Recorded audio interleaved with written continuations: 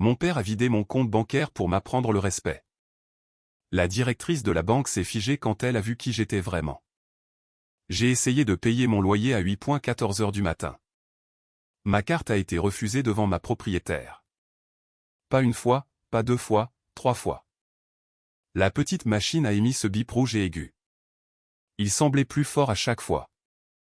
Ma propriétaire, Madame Bell, a détourné le regard en premier. C'était presque pire que de me dévisager. J'ai ouvert mon application bancaire avec des doigts tremblants. Mon solde affichait 0 €. Compte courant, 0. Compte épargne, 0. Fonds d'urgence, 0. Pendant une seconde, j'ai pensé que l'application avait planté. Puis la première alerte est arrivée. Transfert terminé. Puis un autre transfert terminé. Puis un troisième. Transfert terminé. Tout avait été déplacé avant le lever du soleil. Madame Bell se tenait sur le pas de ma porte avec son porte-bloc. Claire, le loyer doit être payé avant 5.00 heures. J'ai hoché la tête comme si ma gorge fonctionnait encore. Derrière elle, mon téléphone a commencé à sonner. C'était mon père. J'ai répondu car la panique fait faire des choix stupides. Sa voix était calme. Presque satisfaite. Maintenant, tu vas écouter. J'ai reculé dans mon appartement. Mes mains étaient si froides que j'ai fait tomber mes clés. Que as-tu fait? Il a poussé un petit rire. Le même rire qu'il utilisait lors des dîners de famille. Celui qui faisait taire tous les autres. Je t'ai appris le respect. Mon estomac s'est noué. Où est mon argent? Ce n'est plus ton argent. J'ai fixé le 0 sur mon écran. Puis il a dit la partie qu'il avait répétée. Tu as été trop indépendante ces derniers temps. Je pouvais entendre des assiettes s'entrechoquer derrière lui. Ma mère préparait probablement le petit déjeuner. Ma sœur était probablement à l'îlot de leur cuisine. Tout le monde était calme. Tout le monde était en sécurité, sauf moi. Tu as déplacé l'argent de mon loyer. J'ai tout déplacé. Il avait l'air fier. Peut-être que maintenant tu te souviendras de qui t'a élevé. Ma propriétaire a frappé doucement derrière moi. Claire. J'ai couvert le téléphone. Je vais aller à la banque. Mon père m'a entendu. Sa voix s'est durcie. Ne fais pas honte à cette famille. C'est à ce moment-là que j'ai compris. Il ne pensait pas m'avoir volé. Il pensait m'avoir corrigé. J'ai raccroché sans dire au revoir. Ensuite, j'ai mis le seul blazer qui n'était pas dans le linge sale. Il avait encore du café sur une manche. J'ai conduit jusqu'à la banque First Harbor en silence. Tous les feux passaient au rouge. Chaque minute ressemblait au loyer qui se rapprochait de 5.00 heures. À 9.02, ma mère m'a envoyé un message, arrête d'être dramatique. À 9.04, ma sœur m'a écrit, papa a dit que tu étais fauché maintenant. Mort de rire. À 9.06, mon père a envoyé une seule ligne, rentre à la maison et présente tes excuses avant midi. Midi. C'était la première horloge. 5.00 heure était la seconde. J'avais 6 heures pour trouver mon argent. J'avais 3 heures avant qu'il ne veuille que je revienne en rampant. Le hall de la banque était plein de monde. Une mère avec une poussette, un entrepreneur tenant des bordereaux de dépôt, un vieil homme se disputant au sujet des frais de chèque, et moi, debout là, sans loyer. Sans économie, sans explications qui paraissent normales. Quand la guichetière m'a demandé comment elle pouvait m'aider, je me suis figé. Ma voix est sortie trop faible. Mon compte a été vidé ce matin. Elle a regardé ma pièce d'identité. Puis elle a regardé l'écran. Son sourire amical a disparu. Un instant, s'il vous plaît. Cette phrase peut paraître polie. Elle peut aussi résonner comme une porte qui se verrouille. Elle a tapé sur son clavier pendant un long moment. Puis elle a baissé la voix. Je dois appeler une directrice. Les gens derrière moi bougeaient dans la file d'attente. Je sentais chaque regard. Je voulais leur dire que je n'étais pas imprudente. Je voulais dire que je payais mes factures en avance. Je voulais dire que j'avais accumulé cet argent lentement. Des gardes le week-end, des factures tardives, des vacances annulées, des meubles d'occasion, des listes de courses sans aucune erreur. Mais la honte rend silencieux. Alors je suis restée là, embarrassée et tremblante. La directrice est sortie 1 minute plus tard. Son badge indiquait Marisol Reyes. Elle portait une robe bleu marine et des lunettes argentées. Elle avait l'air professionnelle, pas chaleureuse. Pas froide, juste prudente. Madame Aïe. J'ai hoché la tête. Venez avec moi, s'il vous plaît. Elle m'a conduite dans un bureau en verre. Les bureaux en verre sont des endroits cruels pour s'effondrer. Tout le monde peut en voir les contours. Marisol a fermé la porte. Puis elle a affiché l'historique de mon compte. Ses yeux ont parcouru l'écran, lentement d'abord, puis plus vite. Que s'est-il passé, ai-je demandé. Elle n'a pas répondu tout de suite. Elle a cliqué sur un transfert, puis sur un autre, puis sur la page d'autorisation. Ensuite, son visage a pâli. Pas confuse, pas compatissante. Pâle, comme si elle avait reconnu un crime. Elle m'a regardé. Avez-vous autorisé l'un de ces transferts? Non. Avez-vous donné à quelqu'un l'accès à vos identifiants? Non. Avez-vous signé une procuration? Ma bouche est devenue sèche. Non. Elle a légèrement tourné l'écran. La trace des transferts remplissait l'écran. 3 comptes vidés. Un compte externe approvisionné. Un virement en attente. Le montant, l'heure, le nom du bénéficiaire. Le nom de mon père était là. Nathaniel Aïe. Puis un autre nom. Celui de ma sœur, Belle Aïe. Mon pouls a battu dans ma gorge. Il le leur a envoyé. Marisol a cliqué à nouveau. Une partie. Sa voix a changé. Une partie est programmée pour être validée à midi. Midi? La même date limite imposée par mon père. Ce n'était pas une coïncidence. Mon téléphone a vibré à nouveau. Papa. J'ai refusé l'appel. Il a rappelé. J'ai encore refusé. Puis un message est apparu. Dernière chance. Rentre à la maison. Marisol a vu mon visage. Est-ce lui? J'ai hoché la tête. Elle s'est levée. Ne répondez pas encore. Cette phrase m'a stabilisé. Pas parce qu'elle était gentille. Parce qu'elle semblait officielle. Elle a ouvert un panneau latéral. Puis elle s'est arrêtée complètement. Sa main planait au-dessus de la souris. Oh, ai-je chuchoté. Quoi? Elle a regardé à nouveau l'écran. Puis elle m'a regardé de nouveau. Madame Aïe, où travaillez-vous? Cette question m'a prise au dépourvu. Northline Risk. Ses yeux se sont écarquillés. Le cabinet de conformité. Oui. Quel y est votre rôle? J'ai failli rire. Pas parce que c'était drôle. Parce que mon père avait choisi la mauvaise fille. Je suis analyste des crimes financiers. Marisol a fixé les notes du compte. Puis elle a lu une ligne à voix haute. Cliente signalée comme examinatrice certifiée en matière de fraude. La pièce est devenue silencieuse. À travers la vitre, j'ai vu des gens bouger. Des guichetiers souriants, des stylos grattant le papier. Des vies normales qui continuaient. Marisol a baissé la voix. Votre père a soumis des documents ce matin. Quels documents? Une autorisation d'urgence familiale. J'ai cligné des yeux. Cela n'existe pas. Non, dit-elle. Cela n'existe pas. Elle a cliqué à nouveau. Un formulaire numérisé s'est ouvert. Mon nom était imprimé en haut.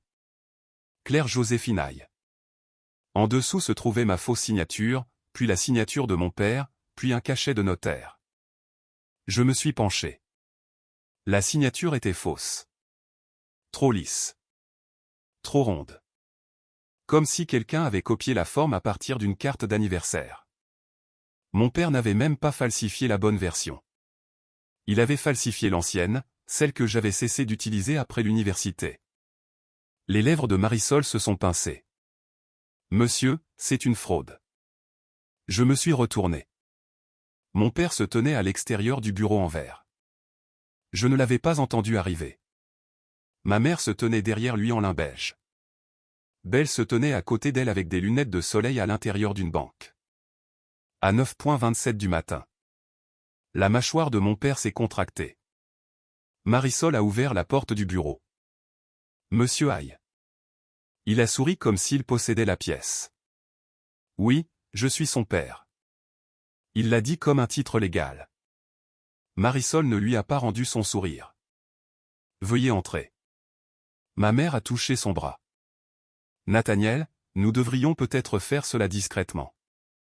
Il est entré quand même. Belle a suivi sans qu'on le lui demande. Ma mère est entrée en dernier. Elle entrait toujours en dernier. Puis prétendait qu'elle n'avait pas le choix. Le bureau a soudainement semblé trop petit. Mon père m'a regardé. As-tu fini de faire ta scène? Je n'ai rien dit. Cela l'a irrité davantage.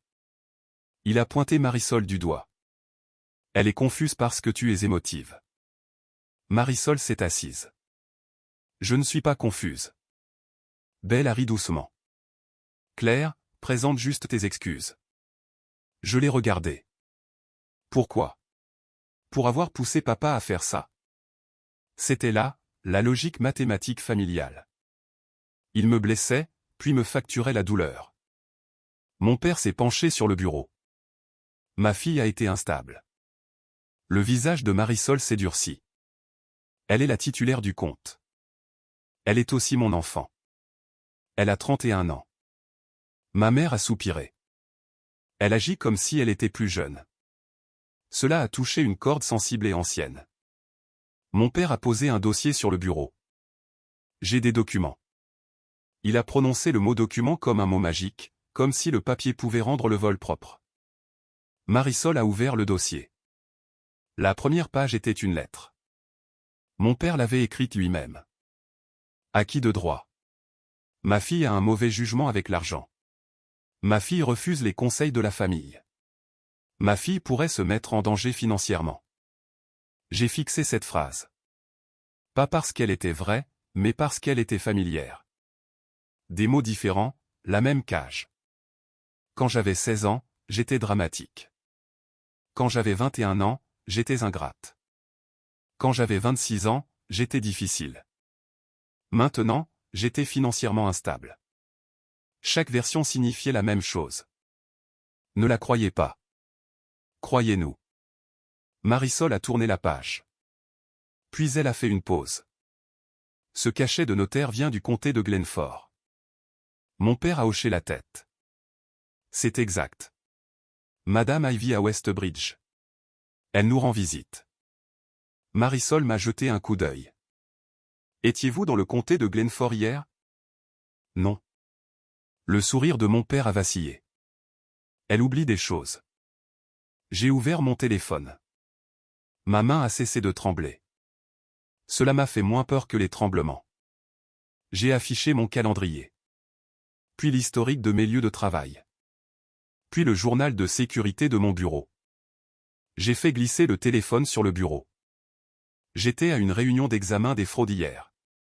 Marisol l'a regardé. Mon père m'a regardé comme si je l'avais giflé.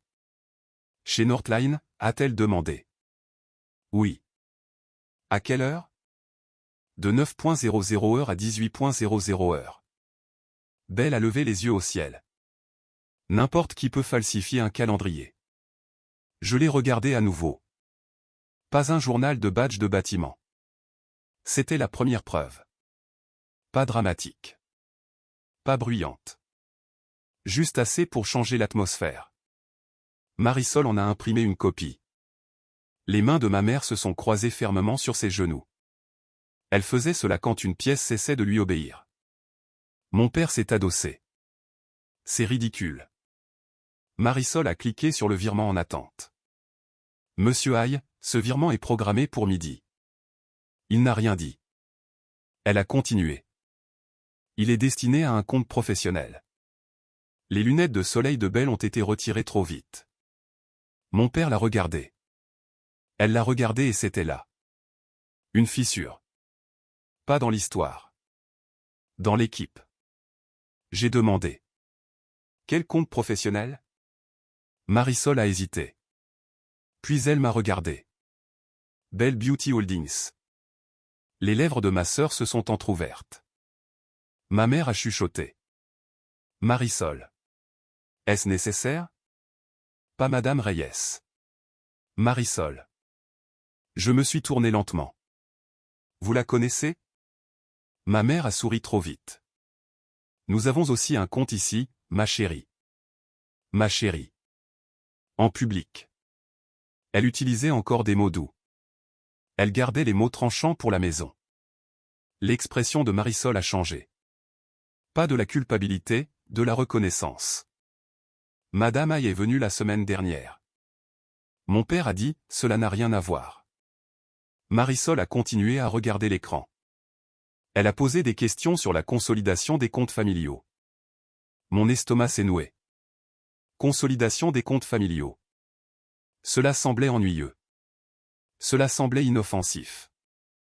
Cela ressemblait à une histoire de couverture. Avant que je vous dise ce qui s'est passé ensuite, répondez à ceci dans votre tête. Que feriez-vous si votre propre famille utilisait des documents administratifs contre vous? Parce que je pensais qu'il s'agissait de l'argent du loyer volé. J'avais tort. Il n'a jamais été seulement question de loyer. Marisol a ouvert un autre document. Il avait été joint à la demande de virement. Un dossier de prêt. Belle Beauty Holdings, financement d'expansion d'urgence. Demandeuse principale, Belle Aïe. Garante secondaire, Claire Joséphine Aïe. Je pouvais entendre les battements de mon propre cœur. Personne n'a parlé. Puis j'ai vu le chiffre. 184 000 €. La pièce a basculé. Je me suis agrippé à la chaise. Vous avez fait de moi une garante. Belle a commencé à pleurer instantanément. Pas de vrais pleurs. De jolis pleurs. Le genre de pleurs sans larmes. Je n'avais pas le choix. J'ai failli sourire parce que c'était son don. Elle pouvait avouer et avoir quand même l'air blessé. Mon père m'a pointé du doigt. Tu allais aider ta sœur? Non. Si, tu l'allais. Je n'ai jamais accepté cela. Tu l'aurais fait si tu étais loyal. Le téléphone de Marisol a sonné. Elle a vérifié l'identité de l'appelant. Puis elle s'est levée. Je dois faire venir notre agent de sécurité de l'agence. La voix de mon père s'est élevée. Non, vous n'allez pas le faire. Toutes les têtes dans le hall se sont tournées. Conséquence en direct numéro 1. La salle l'avait entendu. Marisol a ouvert la porte du bureau. Eric, veuillez nous rejoindre. Un homme grand vêtu d'une veste grise s'est approché. Il a regardé le dossier, puis l'écran, puis mon père. Y a-t-il un problème? Marisol a dit, oui. Mon père a ri. C'est un désaccord familial. Eric n'a pas ri. Pas d'après ce que je vois. Le visage de ma mère a changé. Elle détestait les témoins. Les témoins ruinaient son arme préférée. La douceur plausible. Belle a chuchoté. Papa, arrête. Il l'a ignoré. Il l'ignorait toujours quand le contrôle importait plus. Eric a demandé à Marisol. Le virement a-t-il été émis? Pas encore. Il a regardé l'horloge. 10.03. Alors, gelez-le. Mon père s'est levé. Vous ne pouvez pas geler mon argent.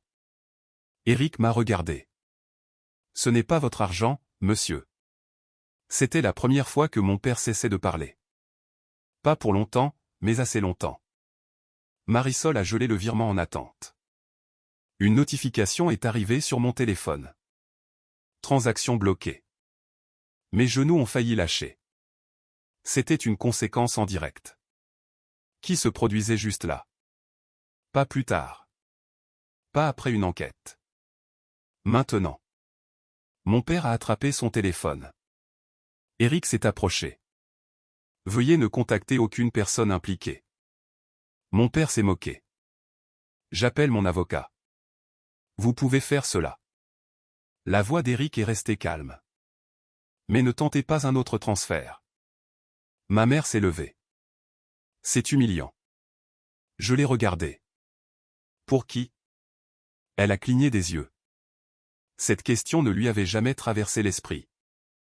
Belle a essuyé sa joue sèche. Claire, s'il te plaît. C'était encore là. Pas un pardon. S'il te plaît. Un mot que les gens utilisent quand les conséquences arrivent.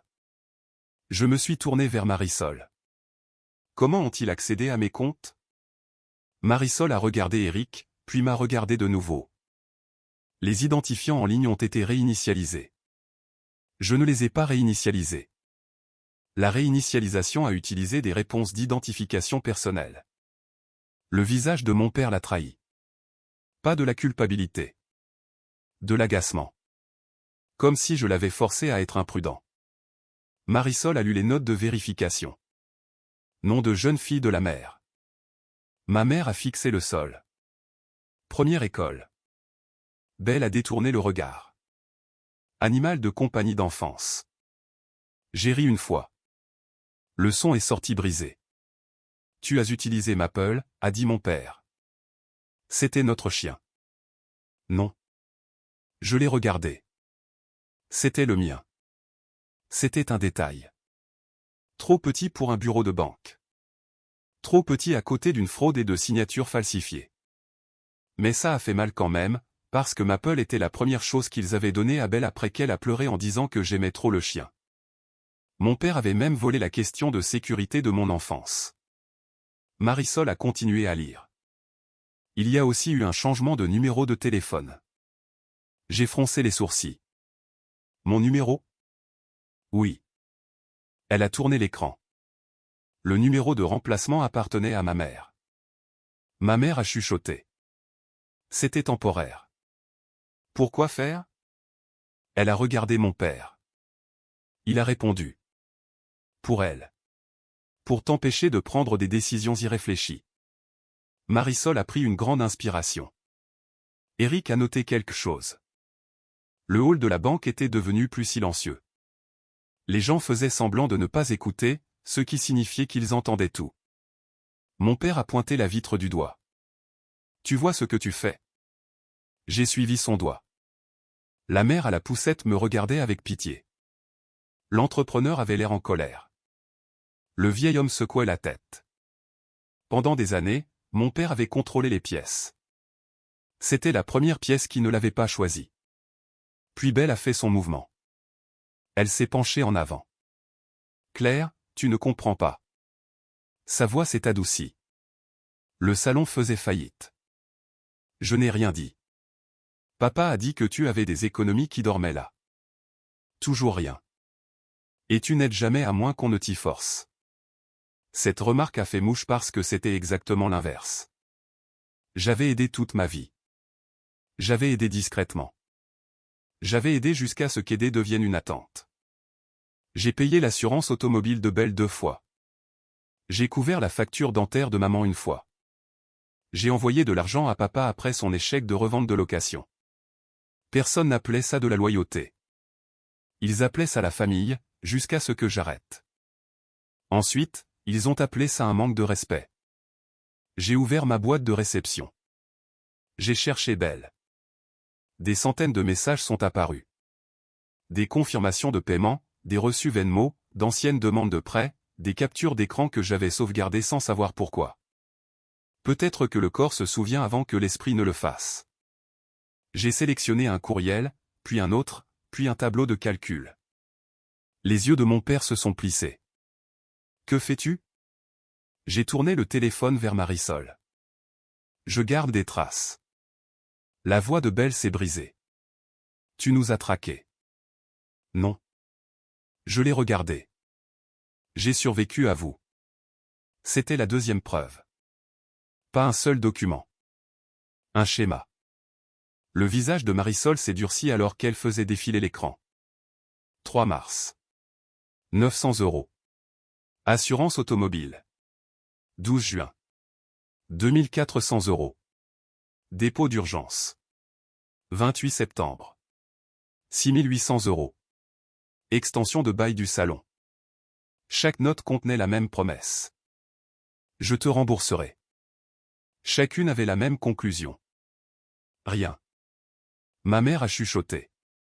Les familles ne comptent pas comme ça. Je l'ai enfin regardé. Les familles ne falsifient pas de signature. Elle a tressailli. Bien. À 10h41, le téléphone d'Éric a sonné. Il est sorti du bureau en verre. Nous pouvions toujours voir son visage. Il a changé pendant qu'il écoutait. Puis il est revenu. Madame Reyes, les opérations de lutte contre la fraude confirment quelque chose. Mon père a marmonné. Merveilleux. Éric l'a ignoré. Le numéro de commission du notaire ne correspond pas au cachet. Marisol est restée immobile. Il est faux. Expiré il y a 3 ans. Le visage de mon père s'est vidé de son sang. Belle a chuchoté. Papa. Il lui a répondu sèchement. Tais-toi. C'était la détonation au milieu de l'histoire. La signature n'était pas le seul mensonge. Le notaire était faux. L'autorisation d'urgence était fausse. Le dossier de garant était faux. Mon loyer volé n'était que la partie visible. Le vrai plan était plus laid. Ils avaient besoin de mon bon dossier de crédit. Ils avaient besoin de mes économies. Ils avaient besoin de mon nom sur l'effondrement de Belle. Et ils en avaient besoin avant midi. Éric m'a regardé. Madame Aye, avez-vous consenti à garantir ce prêt? Non. Avez-vous autorisé une quelconque demande utilisant votre identité? Non.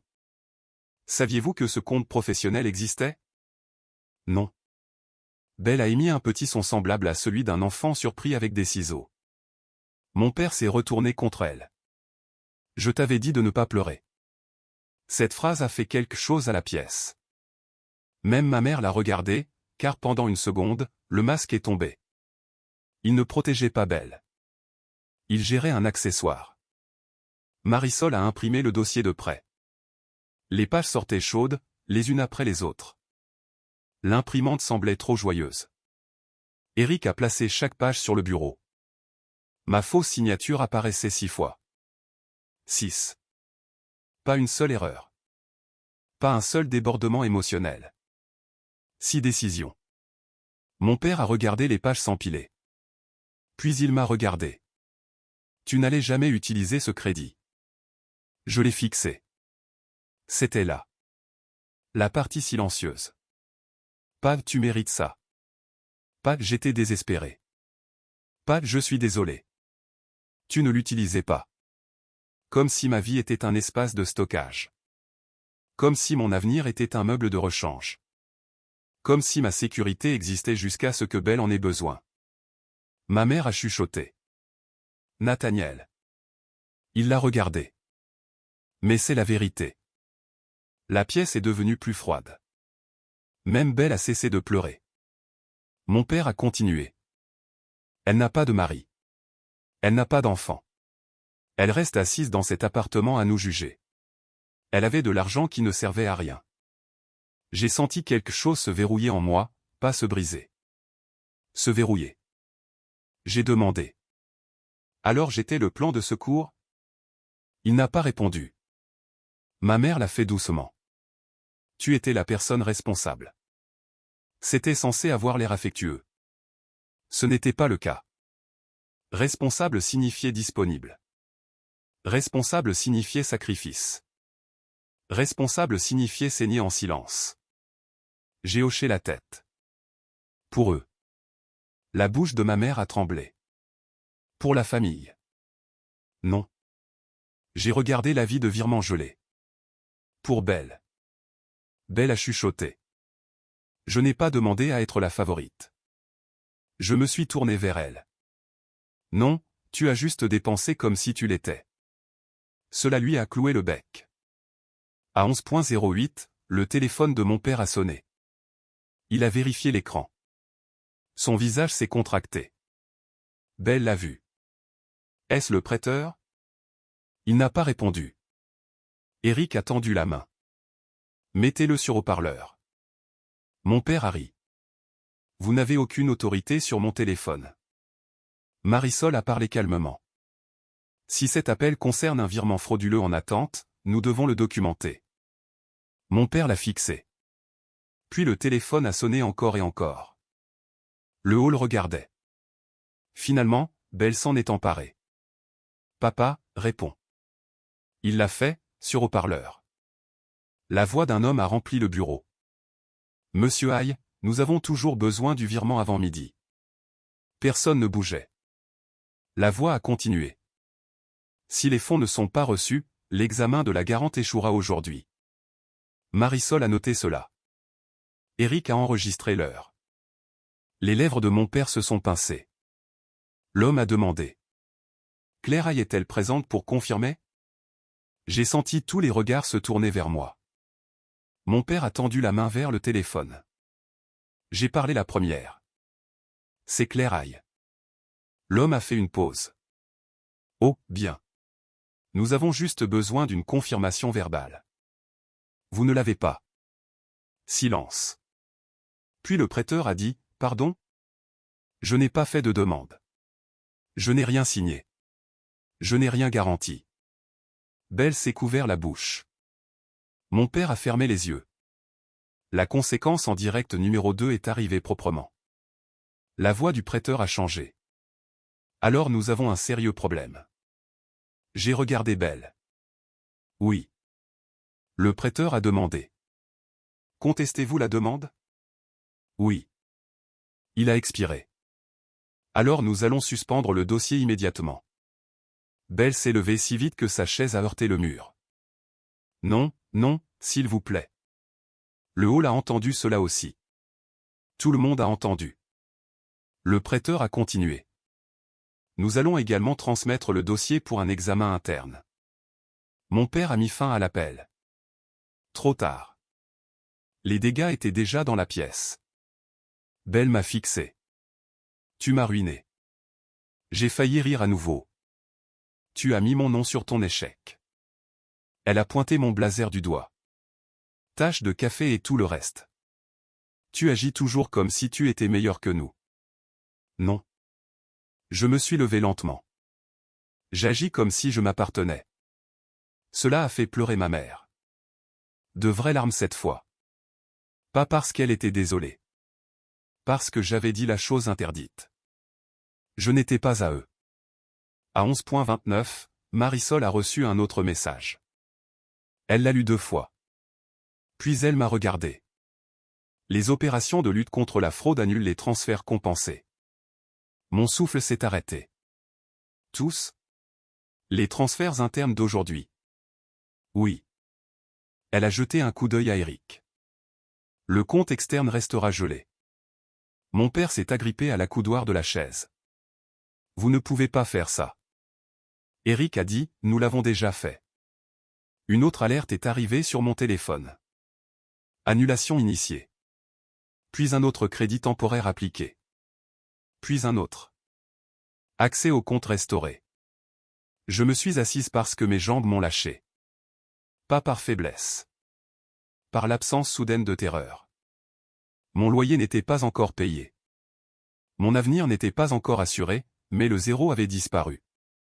Mon père a vu mon écran. Quelque chose a changé dans son visage. Il s'attendait à ce que je supplie. Il s'attendait à voir une fille à la table de sa cuisine. Il ne s'attendait pas à une affaire de fraude.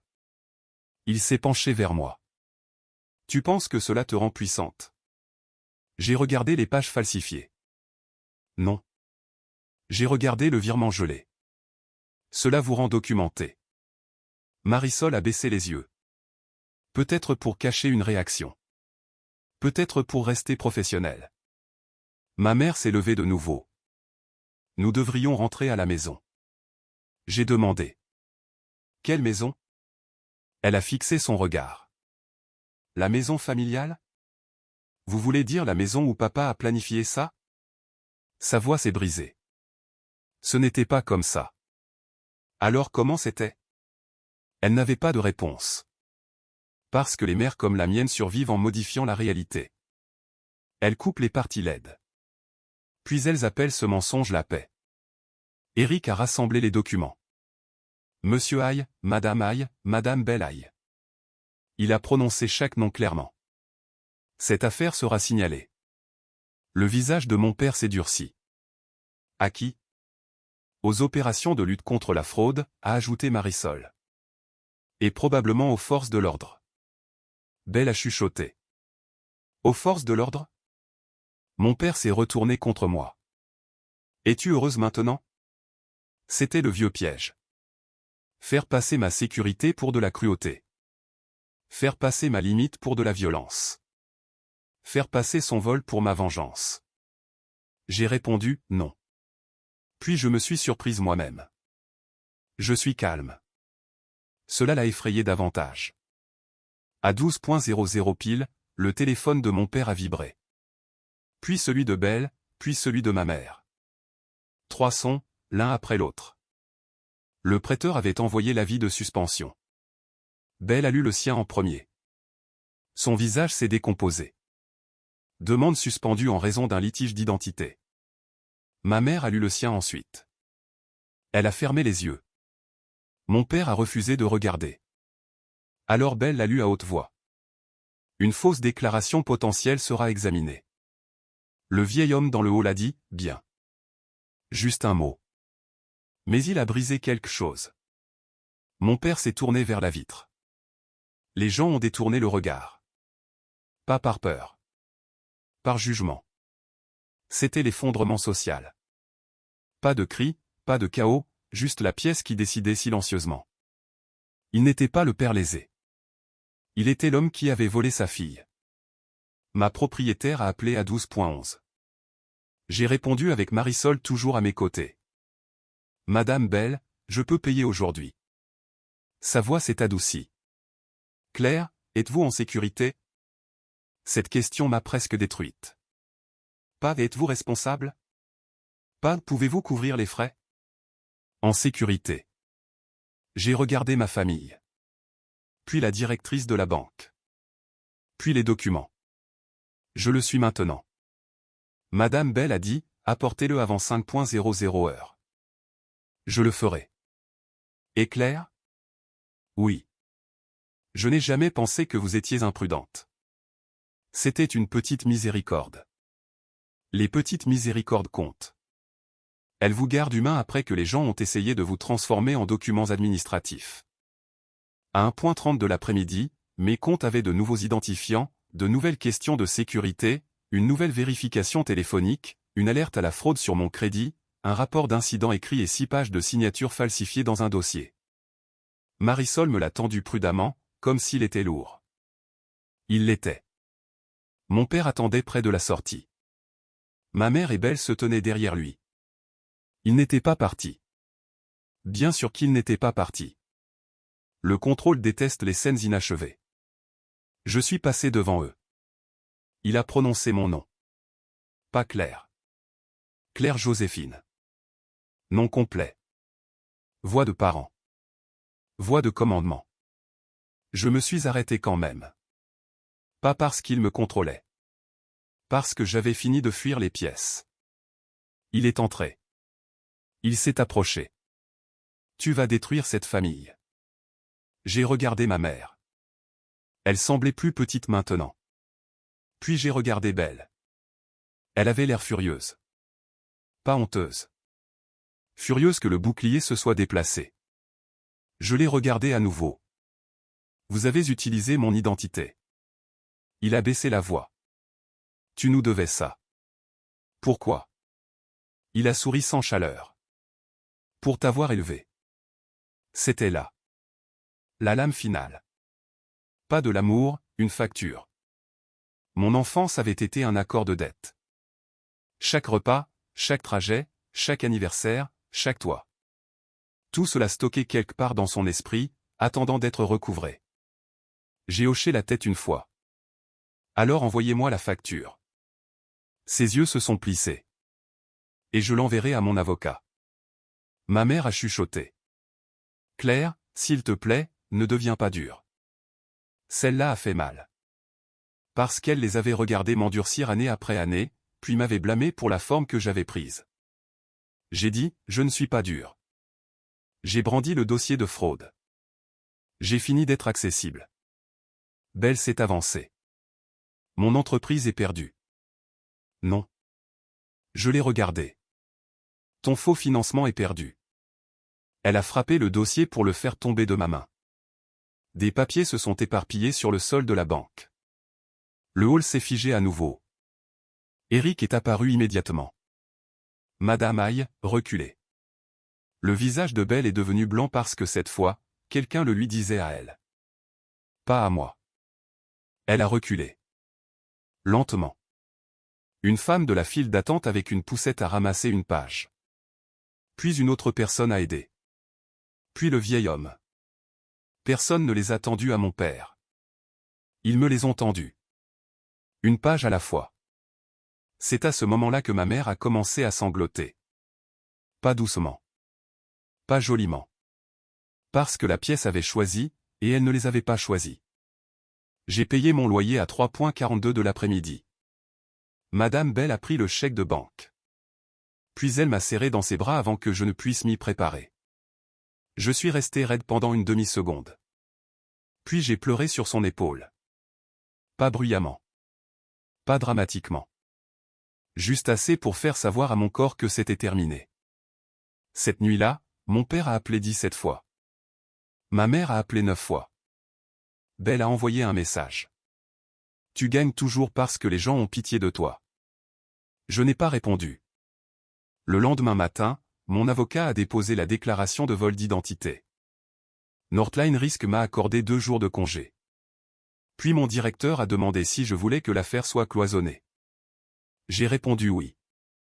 Je n'allais pas enquêter sur ma propre famille. J'avais assez de preuves. 2 semaines plus tard, la banque a fermé les comptes professionnels de Belle. Le prêteur a refusé sa demande. Le faux cachet de notaire a déclenché une enquête du comté. Les comptes personnels de mon père ont été restreints dans l'attente de l'enquête. Ma mère m'a envoyé une seule lettre. Pas des excuses, une lettre. Elle disait que mon père avait seulement paniqué. Elle disait que Belle avait été sous pression. Elle disait que je devais me rappeler que la famille est compliquée. Je l'ai lu une fois. Puis je l'ai mise dans le même dossier. Compliqué, c'est quand les gens se comprennent mal. La fraude n'est pas compliquée.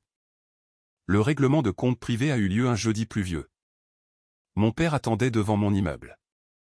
Pas de parapluie, pas de manteau, juste de la fierté qui prenait l'eau.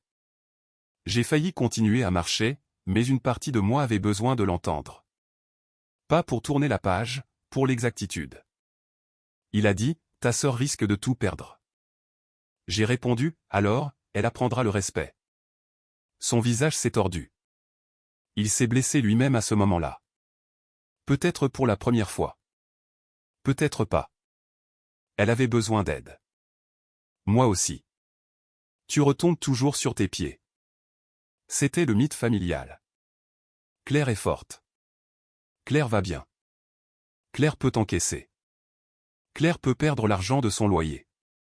Claire peut perdre ses économies. Claire peut perdre le sommeil. Claire peut perdre sa sécurité parce que Claire retombe sur ses pieds. Je me suis abrité sous l'auvent. Non, papa. Ma voix était calme. J'ai appris à ramper là où vous m'avez laissé. Sa bouche s'est ouverte. Rien n'en est sorti. J'ai continué. Tu ne m'as pas rendue forte. Tu as rendu l'aide dangereuse. La pluie tapait contre l'auvent. Les voitures sifflaient dans la rue. Pour une fois, il n'avait pas de public, pas de femme pour l'adoucir, pas de Belle à utiliser comme arme, pas de pièce à dominer. Juste moi. Et la vérité. Il paraissait plus vieux sous la pluie, mais pas désolé. Tu penses que tu es meilleur que nous.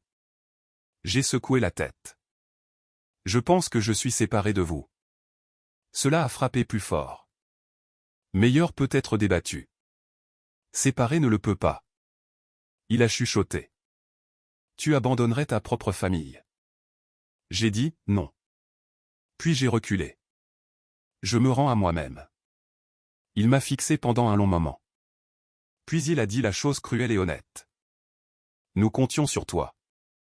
Pas aimé, pas cru, pas regretté. Comptions sur toi. J'ai enfin compris mon rôle. Je n'étais pas la fille. J'étais le compte de réserve, le contact d'urgence, le bon crédit, la personne silencieuse. Celle qui absorberait les dommages et appellerait cela un devoir. J'ai dit, ne comptez plus sur moi. Puis je suis rentré. J'ai changé chaque serrure de ma vie après cela. Pas seulement l'appartement. Les mots de passe, les bénéficiaires, les contacts d'urgence, les formulaires médicaux, les questions bancaires. Les personnes autorisées à s'approcher de ma paix.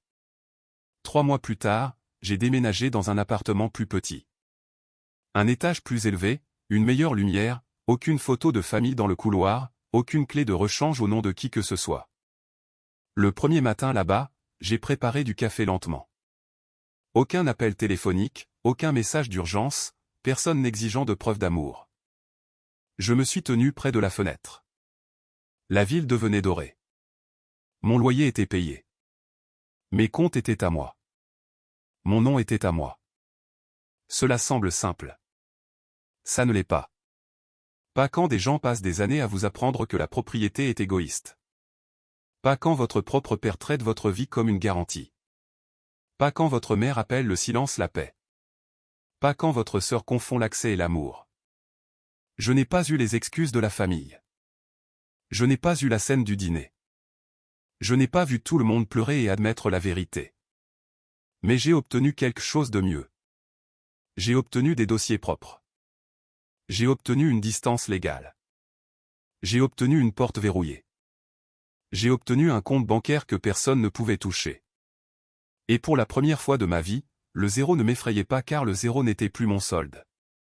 Zéro était le nombre de personnes autorisées à m'épuiser. Zéro était le nombre d'excuses que je devais. Zéro était le nombre de fois où je retournerais vers eux. Mon père voulait m'apprendre le respect. Il l'a fait, mais pas du genre qu'il pensait. Il m'a appris à respecter mon nom, mon travail, mes dossiers, mes limites, mon avenir et la femme silencieuse que je suis devenue après lui avoir survécu. Le dernier message qu'il n'ait jamais envoyé disait une seule chose.